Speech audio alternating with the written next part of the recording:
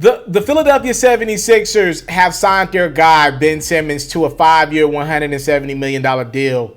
Look, man, what you want me to say?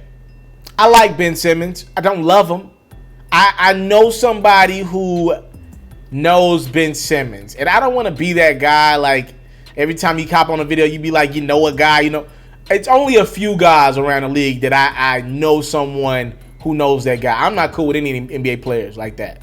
But I know someone who knows John Wall, and I know someone who knows Ben Simmons, and a few other guys that are not as high profile as those two guys. And I know his work ethic ain't where it need to be. Up until this summer, I haven't talked to that person in quite some time. Maybe he's changed up his regimen. Tobias Harris claimed Ben Simmons got a jumper now. So we will see. But I'm just saying, up until this summer, I knew Ben Simmons wasn't where he needed to be in regards to the work ethic. He ain't putting in the time to be a good jump shooter. So look, you get 5 years, $170 million. It sounds like a lot of money to a guy who can't shoot. To be fair to Ben Simmons, he did have a phenomenal game versus the Brooklyn Nets in the playoffs. What was that, game 3 in Brooklyn, where he showed his behind? I mean, he was destroying it. What, he scored over 30 that game? But the narrative still stands. End of the day, Philadelphia got bounced. Second round of the playoffs. I don't care if it was in 4 games or 7. This happened to be in 7 off a Kawhi Leonard shot. I don't want to give Ben Simmons too much of the blame because Joel Embiid deserves his share.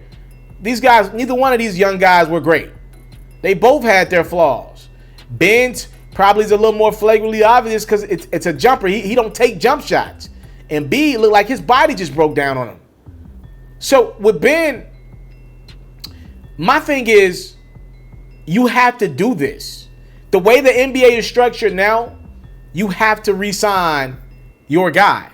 If he's a talent with trade value, you have to re-sign him. So this is nothing out of bounds. Rich Paul got his client the max deal. You have to do this in the way the NBA is structured now.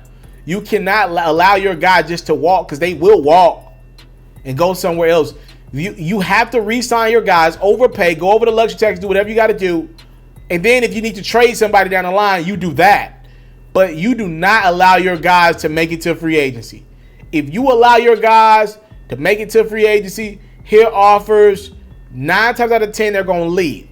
So I understand why this deal had to happen with Philadelphia today. They want to make it official immediately. They put that deal on the table a couple weeks ago as free agency started. And now their guy, who's still on the contract for what, a year or so left, he would have been a restricted free agent anyway. So Philly could have always matched the offer, but that we're not going to even get to that point.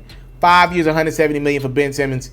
And yes, that probably puts an end to my trade speculation that I put together, where I thought Chris Paul of the Oklahoma City Thunder for Ben Simmons for the Philadelphia 76ers made a lot of sense for both teams. That puts an end to that, because he would, if Philly goes out and trades him tomorrow after this, oh my goodness, they'll be looked at so bad around the league. So they're rolling with Ben Simmons into the season next year. Hopefully he rolls into the gym and gets that jumper down pat.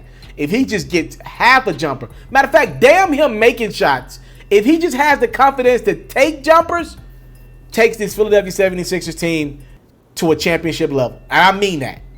I'm out. I came from nothing, but I want everything God has for me. I interview celebrities. I talk sports. I still represent the culture. I got the kids. You are now tuned in. Yo, we locked in right now, Mr. Taliaferro. Mr. Taliaferro. Shout out to Mr. Taliaferro. You're watching Mr. Taliaferro TV. Mr. Taliaferro TV, here with the Triple B's, you can't do nothing but win.